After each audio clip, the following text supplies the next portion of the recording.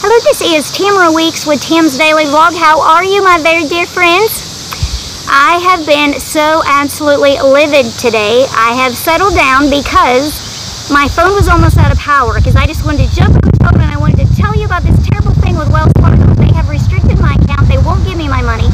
I have a certified paper from the court. They still won't let me have my money. So I'm going to explain this whole story to you. And then I sat down, I videoed this whole thing, and I go over and I check it, and it cut off like right in the middle. So I'm just going to start all over. I don't know why my phone cuts off in the middle of video, but it does. Okay, so I'm going to go back 1 week. I did a video last week, but I never got it up. I'm going to try to make it fast to tell you what we did. We've been trying to get guardianship of Micah. We are now legal guardians. We became guardians, and I didn't even realize it. We've done so much paperwork. So at the beginning of the process, the judge required that we go to the bank and get some papers notarized from the bank saying that we had an account. And then at the end of the process, we had to go back through the notarized process to show that we still had the account. So first thing we had to do, we had to get an account where Micah was a primary account holder. She gets a monthly check, SSI, Supplemental Security Income. She's been getting it since it was little. The check has me and Micah on the check. I'm not sure how it's worded, but we're both on there. It's always been that way. And so the check has always gone into my account. The judge wanted Micah to have her own account. She's primary, and then I'm secondary. So I go in the bank, open up this account, I get the paperwork notarized, it's all good. I go back the second time. Now, when I go in, I have to have a, you have to have an order,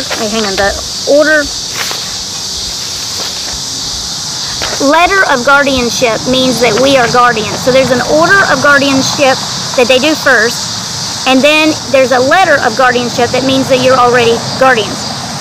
So I had to take the order and the letter to the bank to get it notarized the first time. Same paperwork to go back the second time. The second time I went, he said, well, I need to scan this into the computer, add it to your account, and then I need to call the legal department. He calls the legal department. I can tell by the conversation with the banker, they are talking about a restricted account. I'm like, no, this is not a restricted account. I'm not going to do that. He gets off the phone and he said, well, they just restricted your account. Well, when you get a restricted account, you have to close the current account. You have to open up a second account. And they were making us have a joint account because it's William and Tamera as guardians. So the checking account had to be William and Tamera. And the legal department just threw a restriction right on that account without making any of those things happen. So I wasn't very happy. I was very, very angry about that, because to have a restricted account, it means you have $10,000 or more. We're only talking about a few hundred. We're not talking about thousands. And that's just to protect the person that actually has the money, and I understand that. So, but you know, the legal department is over, you know, anything on the branch level.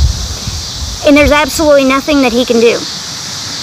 So I leave the bank and I go to my lawyer's office and I get Wells Fargo on speakerphone. So the way that we can work around this, because when you have a restricted account, you can't get any money out unless you go to the judge, go to court, and the judge says, okay, you can have X amount of money every time you get money out of this account. Well, if you're only talking about a few $100s, you don't need to go to the judge to do that. That's another reason why we don't have a restricted account.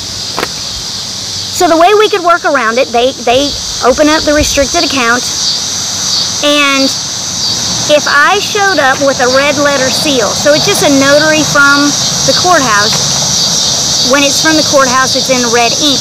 If I show up with a budget to the bank showing that the judge says I can have X amount of dollars per month, they will let me have money in this restricted account, and I don't have to go see the judge. So I went to the bank today. Well, first, okay, so I'm at Wells Fargo. I go to the lawyer's office. I get Wells Fargo on speakerphone with the lawyer.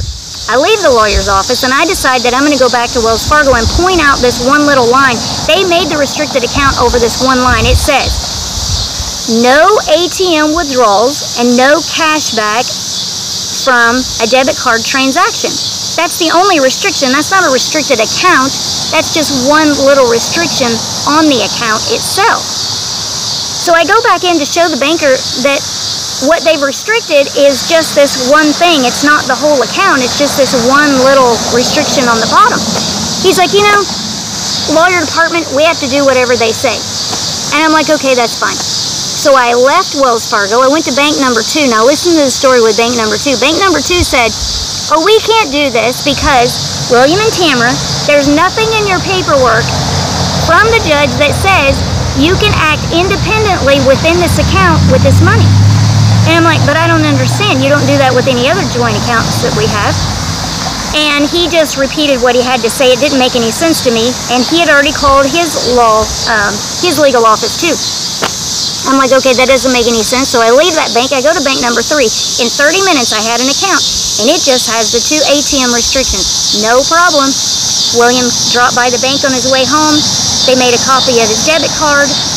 They got his signature, and boom, we have the account that we need. Now, how hard was that? They could read the paperwork better than anybody else could, so I really don't understand this.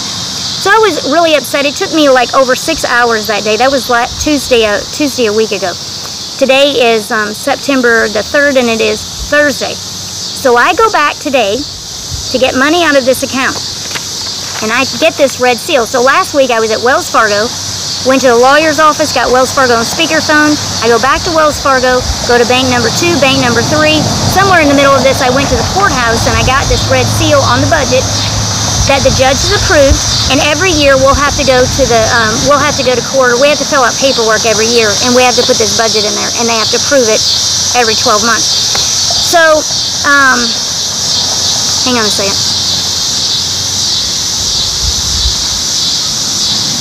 I've said this story so many times I've forgotten what it was.